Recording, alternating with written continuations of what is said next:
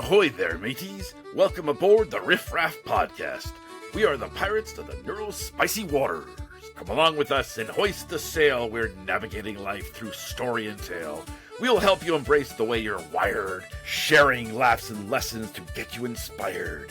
If you join us, we will help you see there are a lot of ways to sail the neurospicy sea.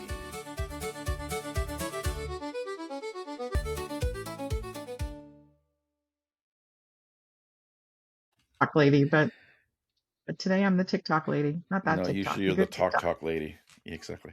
The too much talk lady. That's the problem. Good morning and welcome to Across the Desk. The Riff Raff squad is in town. So yeah, I'm not sure what Maddie's doing with their face, but that's okay. They're trying to wake up. So whatever means necessary. If you're watching the video, that was pretty. Exactly. Just imagine toothpicks, holding the eyes up. Well, there's a cartoon with that, isn't there? I want to say there's like a Looney Tunes. Yes. Yeah. Kind of like Clockwork Orange, but funnier. It's Doc Never watched that Orange. Anyway, yeah. What's up, Doc? I'm trying to stay awake. So with last week's session, so right now you could be listening to these completely out of order, which is totally fair because we are completely out of order right now. We're working on some fine tuning for our intros and exits and video and all that kind of stuff. So God only knows what order you're listening to this in. But our last session was all about, or the beginnings about AI. And we did that one, and that one was post us being at Cal's, right, Maddie? Yes, that is correct. Yes. Okay. Yeah. And so we started to get into the benefits and challenges that AI can present. And of course, our particular focus is for the neurodivergent community. And then Paul came on this morning and shared a great thing that 3D printing can, as we segue. You want to share it, Paul? I want to share it. Yeah. It's for you. I wouldn't print this for me. So full disclaimer. So what it says is, giddy up, sparkle farts. There's chaos to spread. Although, I asked for a dog. That's what it was. I'm not a cat person. Yeah. Or something else. Yeah, that's okay. Well, I'll take it then because I am a cat person. Maddie's very cat person. and a bunny person. Yes. Yeah. Oh, the rabbit. Oh, that'd be cool. So with the AI, I've just had a couple of things happen that are kind of interesting. And so both Paul and Maddie know way more about AI and what it's doing and whose faces it's going to eat next than I do. But it's intriguing to kind of watch the conversations that are happening and the positives that are happening, right? Supporting individuals with learning differences, creating tools faster and faster, being able to modify things and not have to pay huge amount of money to folks who have the skills. I just read an article and it said something that took a company 2 years and 14 engineers to build was modified or recreated or whatever in like a couple of days with one person using whatever tool. I know. Right. So mad scientist. Except AI. Hi, Maddie. Hey, full disclosure, I have not had coffee yet, so there you go. Yes, I know. I'm on your side. On your side. Sydney's eyes would have bugged out of their head if they were. Yeah. So we'll do a quickie introduction of who's talking at you right now, and then we are missing Sydney Elaine Butler this morning, so our podcast pirates are not complete today. So, Mr. Coleman, you want to introduce yourself? Sure. Hi, I'm Paul Coleman. How are you? I'm father of 4 neurodivergent children in different levels of spiciness.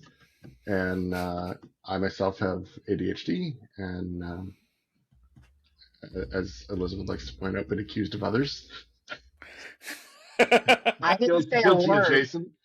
So, yeah, I'm just living life and loving it. Being spicy, Yeah, Arctic Larper. So, thanks. Maddie, I'm Matty Dever. I'm autistic and ADHD and a bunch of other things that would make me a few letters short of a Scrabble rack. And I have four kids who are all autistic, and 3 of them are also have ADHD, and they also have a bunch of other bouncy things that make them lots of fun.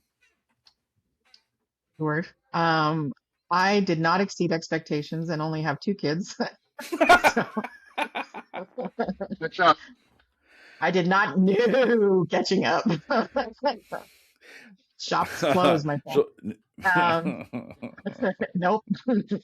So hello, my name is Elizabeth Plouffe, also neurospicy, ADHD, and didn't figure that out until my late 40s, early 50s.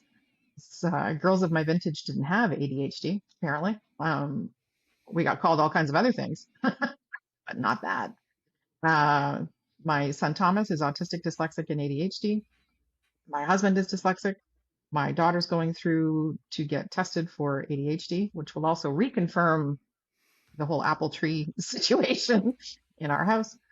And so one of the reasons we do what we do is that we want to make sure the information that you receive is for you, with you, not for you. And that you know the folks that are chatting at you have lived experience behind what they're saying. And Sydney is also very open about their neurodivergence and being autistic and ADHD and all that kind of good stuff. So we just want to make sure you know that the voices that you're hearing have walked your walk in some capacity or another. Everybody's journey is different, but we've got some skin in the game on making sure that this is authentically a neurospicy podcast. So back to AI. So last week we kind of got into, or last AI session, we kind of got into the high levels of it and what we're seeing. And I think we shared Maddie high level. See, I shaved mine off, so I can't do Somehow I knew that would throw you, and I didn't intend it to do that, but it was just I saw Paul pulling his beard. I saw pulling his beard, so I felt I had to do it, and that as I was doing this, this is going to distract Elizabeth. But did I stop? It was funny because I sent a thing before our podcast today to say, look, I'm on a deadline. I have to get to a coaching client. We got to stay on track. Maddie did not read the memo. Oh, I read the memo, but it doesn't mean I can hold to that. Well, I'm hold to that. Well, nope, militant. Nope, there was warning. Nope, not today. Not today, sunshine. Today I'm going to be sparkle first. Okay, I will say that I have stopped and you've kept going. I'm trying to not. So, AI. What we talked about last time, we had a full day at the recent Autism Leadership Summit around AI. And I think Maddie and I agreed that session did a bit of a disservice in that I don't think any of the sessions that day showed what is possible using AI appropriately and providing training and making sure folks understand the important aspects of safe use, right? Is there danger with it? 100%. Yeah. 100%. There's stuff going on that will make you shake in your boots. But is there good stuff? Also 100%. And I think we touched briefly, Maddie, on how it's been able to get you back to your tech roots and being able to make use of those skills again. Part of Maddie's intersectionality, to give some context, is that they've had some accidents and surgeries that have impacted their ability for fine motor. So typing a lot and doing those types of things, really strenuous.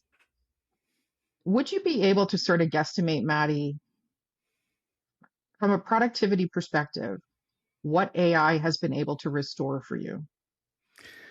Okay, I was actually having a conversation with somebody last night that I'm starting to coach a bit.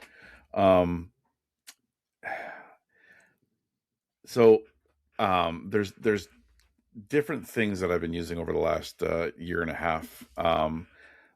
one of the struggles I have is I'm really good at making content. Like I'm really good at writing. I'm really good at talking. But then once I've done that, using it for another purpose has been a real challenge for me. And I don't have the energy to create lots of new stuff, right? But what I have done, I want to use. So, AI's allowed me to summarize things. AI's allowed me to split things out into multiple smaller things that I can then work with to use. AI, there's a tool that I use called Reclaim AI. I started using it about a month and a half ago. That takes a look at my calendar and takes a look at my tasks. I also use Google Tasks, and it spreads tasks throughout the empty spaces I have in my calendar, and in a way that like reminds me to do some of these small things. I like a really good ADHDer. I got lots of lists. Like a real ADHDer, I don't always get to that list. I use a sort of a Kanban approach, which is several different lists that I can move things from one list to the next as I get to it. But I had one list a few months ago called "Do It Now," and I looked at that list because I've had that list for a while. And I had one thing on it for 159 days about do it now. Now But the that thing data is, is so important. That data is so important. And that's one thing we talk about a lot is that data point. We offer, Maddie and I co-facilitated Employment Works. There's a point to me interrupting Maddie. So there's a comma in there somewhere, but there's a point, folks, for me to interrupt Maddie at this point. One thing that we talked about, our folks in Employment Works are all neurodivergent, and they had no data to show them the last time they had looked for a job, worked on their resume, networked, or whatever. And no matter what we tried to do, it was a real struggle. So the fact that you shared that is huge because it shows how important it is to be tracking those things that you're doing. Thank you for sharing that. I really appreciate it. So I 159 realized, days. 159 days was the oldest task that I had in that particular list, and I realized, okay, that like having a list saying "do it now" wasn't getting me to do it now, and it's like I had to look at how I prioritized tasks, but the thing is, having lists and tasks having calendar and tasks in two different places means that if you're I looking at right now on my left to me I have a screen and it just has my calendar on it. I see my calendar all day long unless I'm doing some coding, and then I look at I use it for a different purpose, but for the most part I see my calendar all the time. My calendar's on my watch. My calendar's on my phone. Like I live the calendar is like one of the views I lived in life. Because I'm very, very, very, very, very visual. But having a task someplace else means that I have to remember to go to it to see what's there. So this AI, what it did is it's started to put them. It asked me like, how much today do I want to do this stuff? Do I want to have times where I don't do tasks? And it started throwing it in there. And now, so I got a lot that first week. I got so much more done. All these small little tasks that they were on the list, so I never really got to them. They got done, and it let me see that some tasks do take more time, and it takes me being in a particular space, so I can move them to where I want them. But the tasks are integrated with the calendar, and that made a huge difference for me. And I feel like I've been more productive between just the other uses of AI, but this particular one, because I have time in between I have time in between meetings. I have time in between appointments, but trying to figure out how to manage that time and make it productive and useful and not exhausting had eluded me for quite a while. Elizabeth and I have had many conversations about this, and it's made a huge difference for me. And it's not perfect, but it's been an end level jump. It's been an end level jump for me. We'll have to sit down someday, Maddie, because I need that I'm coming Need to some you help. next, Mr. Coleman. And So on the here's other the end of the spectrum, we have Paul. Let's do the rounded circuit of the spectrum. Yeah, so actually, we the use a spectrum with variety us of is more tools. like a dart. The spectrum with us is more like a dartboard. Where are we today? Wrong. I used AI a little while. So I've moved a little bit away from Chat GPT. I pay for the Google Suite for my company. So our team uses Gemini, Notebook LM, and then we have Claude for building. And then Jason Little, who's CTO, also uses GitHub and some other, we got a lot. Um, and what was interesting was that I put into Notebook LM, I think I put in like all of our Enneagram results and some other stuff and asked it, I'm like, so how do you manage, how can a team, because I didn't say manage, because I don't want to manage anybody. That's not my, uh, how, what challenges could a team consisting entirely of neurodivergent individuals with a combination of diagnoses ranging from ADHD to ASD to like all the other, and it literally came back and went, wow, that's a lot.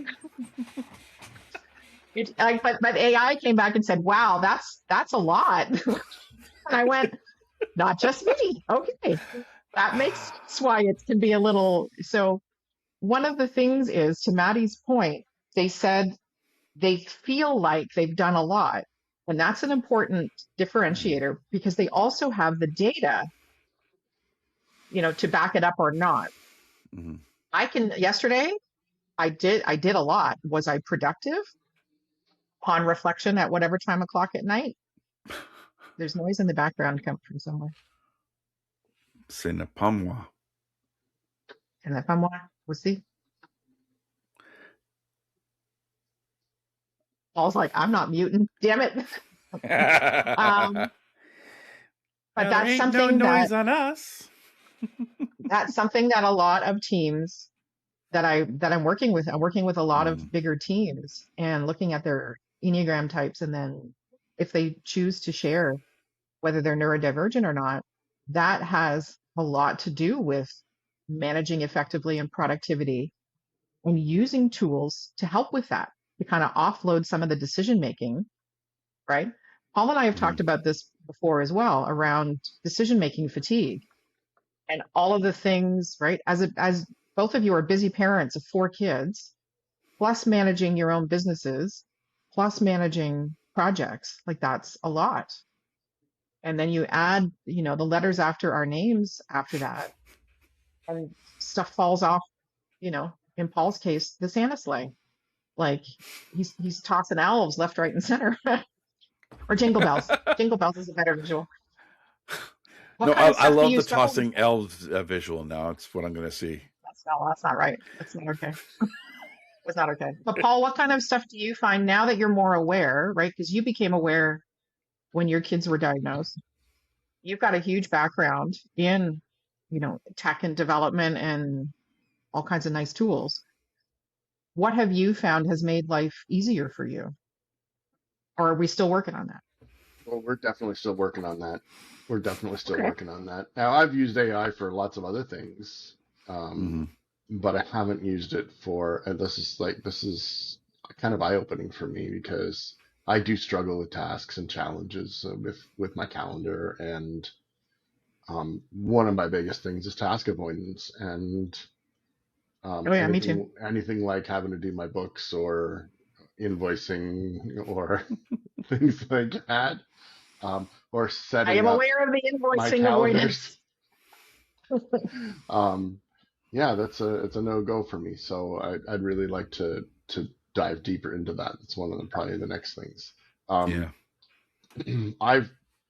build e-learning in my other life. That's what pays for me being around and a roof over my head. So it's AI has really changed a lot of how we do that in a lot of ways. I love the fact that you can give it something you've developed or written and then say, how accessible is this, or, what can you, That's huge.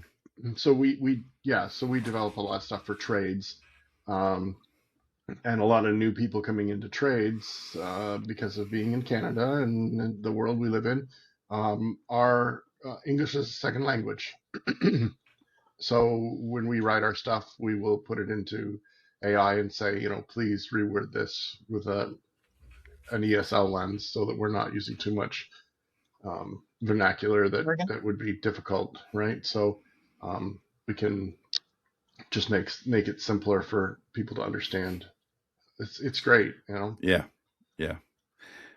So I use it a lot to, so I use ChatGPT for my sort of thinking. I use Gemini for image development, and I use Claude for everything technical. So like I'm and I have a process of getting my thoughts structured, and then I get and I use Canva to fine tune the things.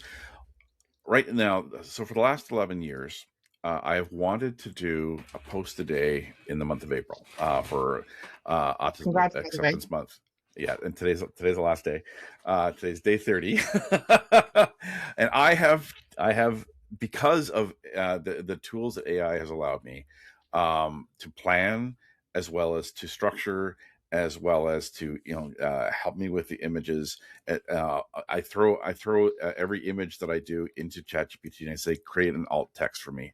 So and sometimes I say, okay, is there any way of making this a little bit simpler, because I want a wide audience to be able to hear this stuff. I've been able to post every single day this month, and I think a lot of it has to do with the fact that I was able to say, AI, hey, go through all of the things that I've written and help, give me take the themes that I've written in it and give me a structure for the month. Didn't follow that structure, because some things pop up and it's more, it's like, I need to do this today. I get this is more a better message for today. But it gave me a it's just like structure. the ADHD. It's the ADHD response. Like, thanks for making that, but so yeah. Well, here. No, I would do the same thing. Yeah. Well, here's our family motto: make the plan, execute the plan. The plan goes off the rails, throw away the plan, and improvise a new plan. And that's kind of what. But if you don't have a plan, it's so much harder to do the next thing. Oh, for sure. Yeah. Oh, no. I'm so glad you said it. I'm so glad you did it. That's to what Paul just said. Task avoidance is a real thing, by the way. He wasn't being facetious. Oh, that is an inherent, yeah. Oh no, I know you know, but we have other folks hopefully listening. So task avoidance is a thing with ADHD that can be a real problem. And there's no logic behind it from my perspective and my experience with it. You just literally can't get it done in that moment. And Maddie said something very important around state of mind and flow. So I have done my best. Brene Brown is somebody that I just adore and says a lot of smart things. And she struggles with this. And she really struggled with structuring her day and assigning. She felt like that was too constraining and yada, yada, yada. And then she said something that was really important. And it's changing the way I look at my calendar. And I'm working on it, which is when you structure your day, however you choose to do that, it actually gives you more freedom, because you know what's coming. You're not caught off guard and then have to pivot and shift out of flow into something else. And can you assign blocks for creativity? My brain doesn't work that way, but for the stuff that Paul and I have struggled with, which is I also don't like accounting, but I do like paying Paul. So, I need to get invoices and, assigning those things would actually make my life easier. So I have done some of that. I assign the stuff that I don't want to do because I know I have to get it done. And it doesn't matter if I don't like it. I'm saying this to myself because it's going to bite me in the bum either way. So that point, Maddie, around structuring time, is something that AI could really help that ADHD brain with, recognizing that if you consistently come up against it and ignore what's in your calendar, AI can't fix that. Yeah. That system is not then working for you. So please don't be, if you've tried this, please don't beat yourself up that you're still not productive or still not successful or whatever. Something's not working in the system, and we need to find a different way. You've got to test, evaluate, and pivot if needed, which Maddie's done with the tools that they've built. Yeah. So one of the things that is important is that there's a reason why there's all kinds of different tools, because people work very differently. So the way ChatGPT works, okay, so ChatGPT, Gemini, Claude, they Copilot, they all have a similar thing where, you go into the thing and it asks you to prompt them. But how they work with that prompt and how they come back to you, each one has its strengths and its differences. I'm not going to say weaknesses, but like there's things that are going to be work for you in a way that you think, and there's others that are. I don't find Gemini's good for me to have the conversations with. I just and maybe it's just because I've been using ChatGPT for longer, and ChatGPT kind of knows my voice really well. Which you have to be careful. Right? You have to be, because I do have to throw it sometimes. I have to intentionally tell it to respond to this or evaluate this in a different voice. And it's really funny. We talked last week about, needing to look at the opposite. And later on that day, I had to do that. There was a really stressful situation happening, and it was really rah-rahing me, and I'm like, okay, so I know how you're evaluating it in my eyes, but I need you to have a different voice and evaluate this. So I'm hearing, a different perspective. And ChatGPT is good for that. So everybody has like a different way of looking at a different way of thinking. So if something's not working for you, it's not like, don't just drop AI, right? It's that tool. Just like some people have a real hard time using Excel and they find Google Sheets so much easier. Some people it's the reverse. They hate the way Google works. They get so frustrated, and they really love, they love going back to Excel because it's what they know. There's a reason why we have different tools and different technologies. I go both ways. Same here. I'm just full of sheet. You can get one in. Accelerate your breath. Again, Madame Dever has had no caffeine. So when we look at that, though, Paul, what have you found? Because I know you work with a team that bring in a lot of different tools and test a lot of different things. I personally would find that very discombobulating here's a new tool. Oh, here's a new tool. Oh, I found this tool that does this. I would lose my mind. And I did that for a short period of time in order to try and accommodate somebody on the team who needed different supports. Can AI help you determine what tool is the best tool for the job? Have you done that with it yet? Your face says not me. Well, I'm sorry. I'm trying to think. I have asked, can you do this particular task I want to do? And it's been honest and said, no, I can't do that yet. And I've said, can you find me a tool that, like, where should I look? Or it may even say, you may want to check out, and it'll recommend a competitor product. Yeah. Which it's powerful that way. But one of the interesting things is, because we develop like technical training, it's interesting to see how the different, because I use Gemini and ChatGPT. My development partner uses Claude. I can't say it. Claude. It should be French. It's Claude. It should be Claude. It should be Claude. I say Claude. But everybody else says Claude. So I know, it drives me insane. I don't know. It's a piece of dirt. People. My grandfather's name is Claude. At least they didn't name it Vaz. My son's middle name is Claude. And then, or all these Vase. psychopaths call it vase. Wow. I mean, you're not wrong. Anyway, but it's interesting because we always work with SMEs or subject matter experts to make sure that we're doing is right. But they're not always available, right? So sometimes we'll fire a question off that's technical to them, and either to validate or so that we don't have to run to them for this small little piece that we can get clarification on. And the differences in the answers will be quite vast sometimes. Like I've had two of them be dead wrong and one of them be right when it comes to a technical thing. Okay, because is the AI right and the SME is wrong, or other way around? No. I'm saying like when we had the SME give us the what we needed, and then we needed some clarification on some stuff. So instead of going back to them because they were busy, we just wanted some clarification on like a little piece of that off to the side of that. And so we went to the AI and asked, and my partner came back and said, well, this is what I got. And I'm like, that's wrong. The way I understand it, that seems wrong. So we take the same prompt that she used and put it in the other two.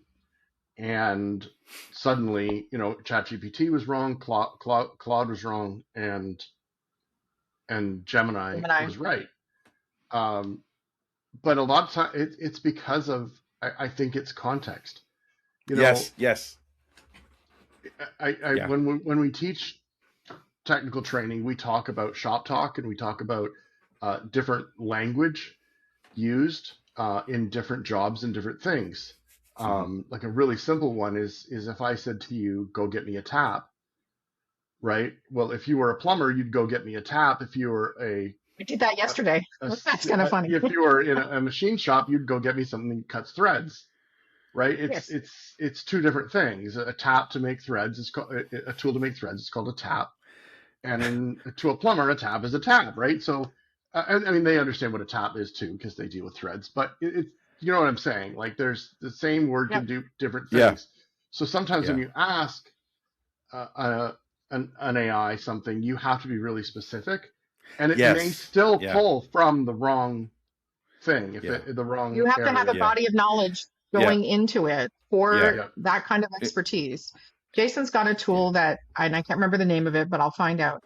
And what he does is he loads the threads from like 3 different tools into this other tool and has it analyze all the answers that have, I mean, it starts to get a little nuts after a while.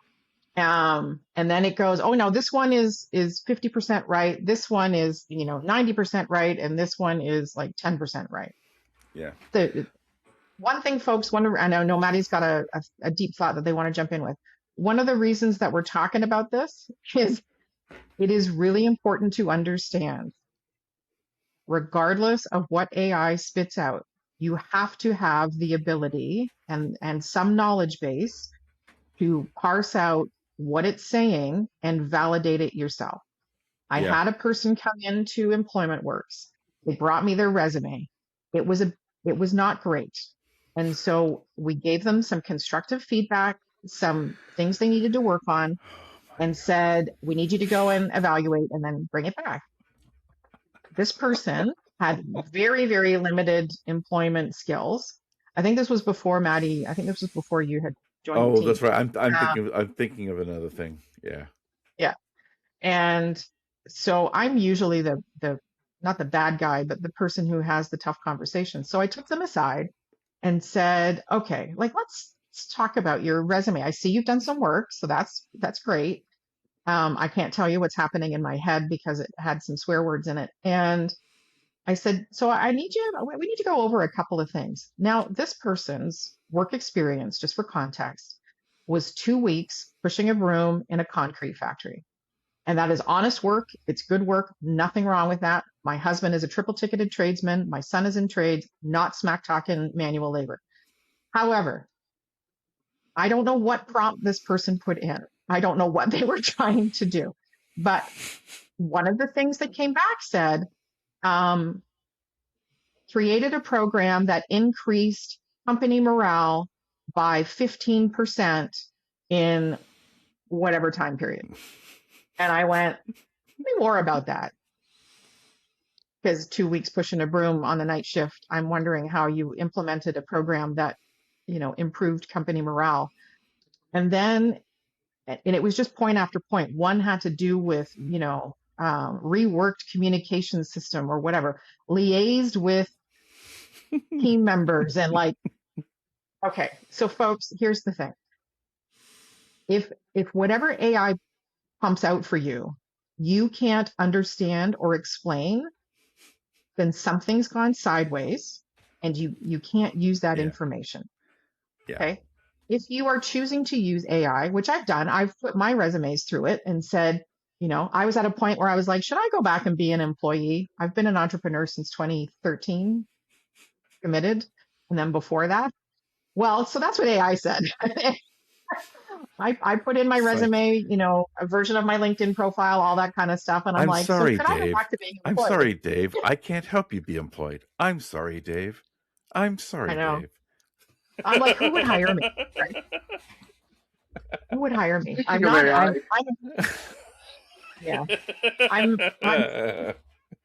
a really, really good employee, but I'm a really, really bad employee in that I'm not great at being told what to do. And I'm not great at listening to dumb people. And I know, shocking. I managed to stay gainfully employed for 30 years, I might add. So just not consistently. So there were some changes. There were some pivot moments. A little bit. So my point is I have run 3 different, job programs. I have run a Medical Secretaries Association of Ontario job bank for 7 years. Autism Job Club for the last 10 years. I have, 2.5 years in Employment Works looking at resumes and evaluating. So you put that together, I've got about 20 years of looking at resumes and understanding job descriptions. I can look at that and immediately see on that other person's resume. GPT does not compute. Does not compute. It did not compute. Well, but then when I asked them, did you write this? Oh yes. I'm like, you can't even explain what this means. I literally duded him. I was like, dude. Dude. If you can't explain it to me, you didn't write it. So sorry, it was such a giggle because it happens. We want to encourage folks who struggle to use AI appropriately. If you are building things, if you are doing it for resumes and employment, if you are using, for an example, Notebook LM, and you're putting in the job description, and then you're putting in your resume, and you're saying, hey, am I a good fit for this? I'll also ask it maybe why you're not a good fit for this. Mm-hmm. And if it spits out a resume for you, that's amazing. If you're like my husband, dyslexic, and doing all that kind of stuff is a challenge, please ask for another set of eyes to take a peek for you. It's super important. AI can absolutely help productivity, can help development, it can help you move forward in employment, but it does not replace human support of some kind. AI Go ahead, Maddie. AI, you get out of AI what you put into it. I think we said that last week. The other thing, so AI can sometimes be not trustworthy because it will hallucinate things. Let me just roll back. Oh, it's sociopath. If you do not give it a good, if you give it a really loose prompt, it's going to try to fill in the blanks because you didn't give it enough. The more you prompt, the better, the closer you're going to get to the results you're looking for. But it's not only the the chat GPTs that we have to be aware of fluffing resumes. It's also sister GPTs that may edit your resume to embellish it. Paul and I are both looking at you rather quizzically. So what are we? What?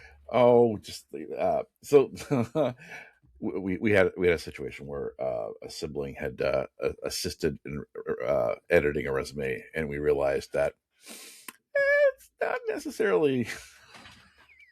Well, fair. My husband was helping my son edit his resume, and I was like, this is like the blind leading the blind because we have two dyslexics. Right? Like two dyslexics walk into a room and try and craft a resume. And I'm like, I have a postgraduate in corporate communications. I was in the gifted program for English and communication all through high school. Hello? Yeah, I am your yeah. AI. No, Oh, yeah. it's it's really all about the prompt. You have to know what you want to get out of it to be able to prompt us. So if there's something that I would recommend people do is really, if you're Googling how to AI, look at how to prompt and look at some examples of prompts and what comes out of Sure. that. Because if you can visualize the end, it's much easier to give whatever AI the instructions to do it well.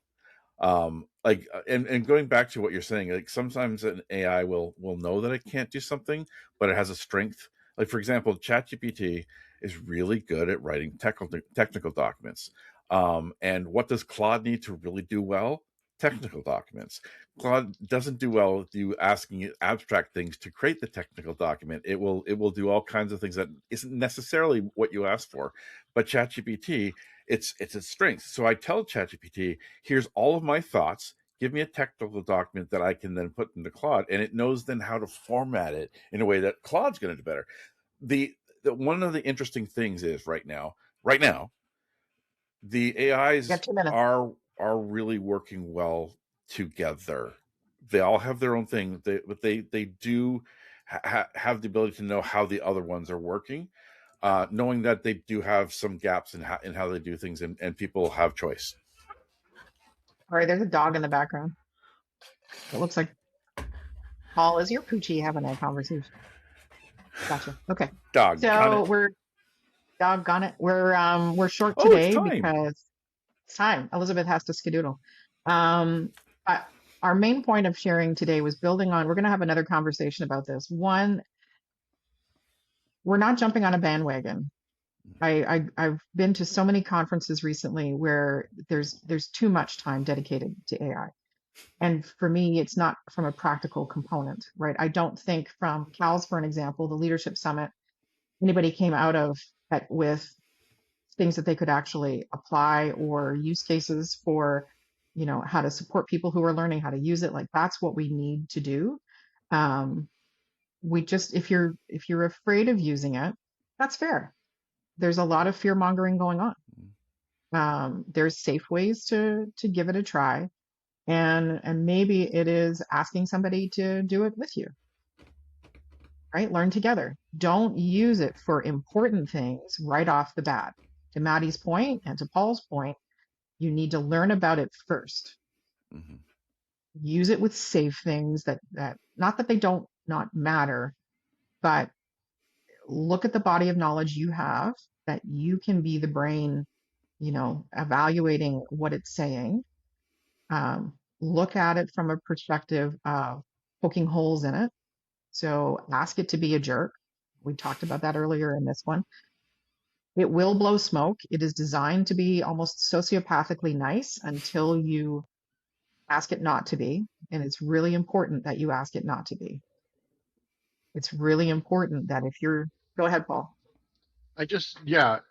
Going back to what I was saying about how, we asked 3 different AI models a technical question, and 2 of them were blatantly wrong. Brings up a big worry for me that, like technical stuff can be proven, right? Can be proven wrong. But so many people use AI for like asking it questions about life and about, soft stuff like that even spiritual stuff, or like it's not you have to be really careful when it comes to this kind of stuff, because it's gonna support your view out of the box. It's gonna be rah, and so if you think about that, that can be a really bad thing. if you have a really destructive thought, and For you sure. go and prompt and say, like, is this something that I should proceed with? Uh, it may say yes when, a normal person would help you see outside of that and outside of the prompt that you're giving it. So just be careful when it comes to stuff like that. As a social I will replacement say, for a friend, it's for sure, or guidance, it's difficult. I put in some stuff just to wrap up. I think I've shared this before, but I put in some stuff a few months ago and referenced some deep mental health challenges that I'd had last year and was parsing through some stuff with it. It actually stopped and said, I can't remember which, it was probably Gemini. It actually stopped and said, before we go any further, like, let's check in on this. And where are you at now? And have you asked for help? And do we need to? So several times throughout that chat on that particular platform, it raised an alarm and said, hey, girlfriend, like, have you talked to somebody? Have you done this? Have you done that? Where are you at now? And I completely agree with what Paul's saying. You do have to be 100% careful. Again, it goes back to that body of knowledge that you bring with you. If you haven't done any learning outside of this is one thing we'll wrap up with, is that what they're showing now, and we don't have enough long-term data to show the long-term implications of using AI versus doing your own research or talking to people in continuous learning. But what they are showing preliminarily is that the analogy was AI is removing encyclopedias from our brain shelf. Because we are handing over our thinking process and our learning process to AI and letting it do the research for us, we're actually removing. So, those of us from a certain generation have had that hardwired into our brain. It's not going to take the books off our shelf.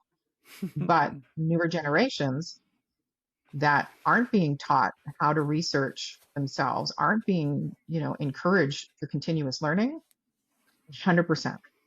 Paul's right. When you start to use it in that capacity and you don't bring the experience and the knowledge that you need to navigate that safely, it is dangerous. And if you haven't done that research, if you haven't gone through and been educated and whatever, AI is not a place to have ongoing counseling-based conversations. AI will never, ever, ever replace another human being in situations where we are talking about mental health, personal development, anything emotionally based. That is a heart-to-heart conversation, and AI does not have heart. It does not care about you. It does not have any emotional engagement with you. It is not protective of you. It is not your friend. It is not your buddy. And if you're starting to think that it is, like there's that joke, where was it? Big Bang Theory, where Raj wanted to start dating Siri. And It was a serious I think relationship. that it was a warning of how some folk who struggle with relationships, who struggle to connect, can turn to technology.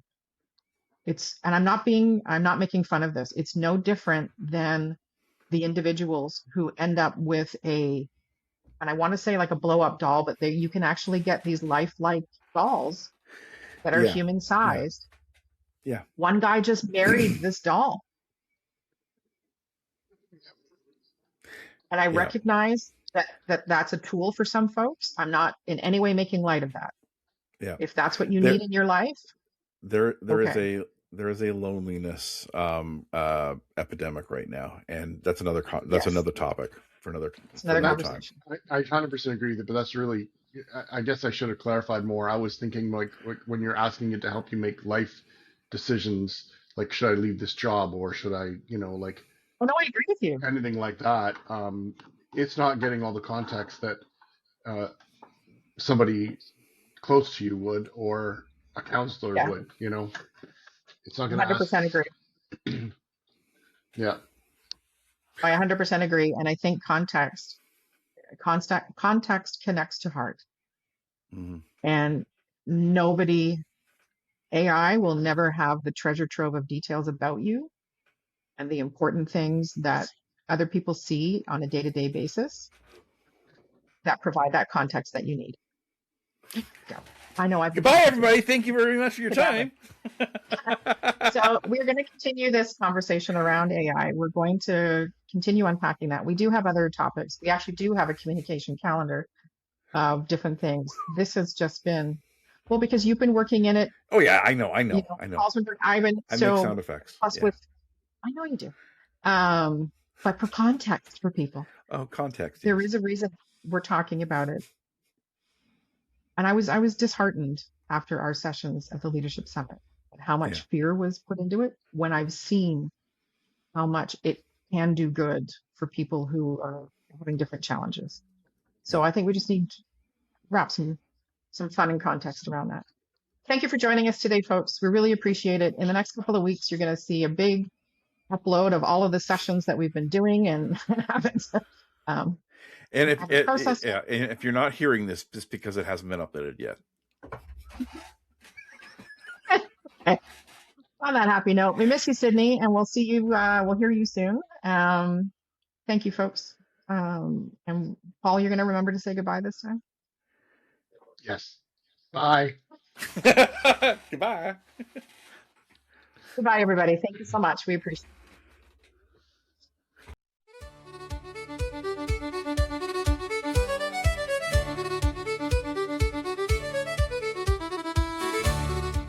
This is Elizabeth Blue from Spiro Canada, one of your pirates on the Riff Raff podcast team. My fellow pirates include Maddie Dever from Autistic Bridge, Sydney Elaine Butler from Accessible Creates, and Paul Coleman from Creation Designs, who is our very own Arctic LARPing Santa. Thank you for joining us on the Neurospicy Seas, and we wish fair winds to you all.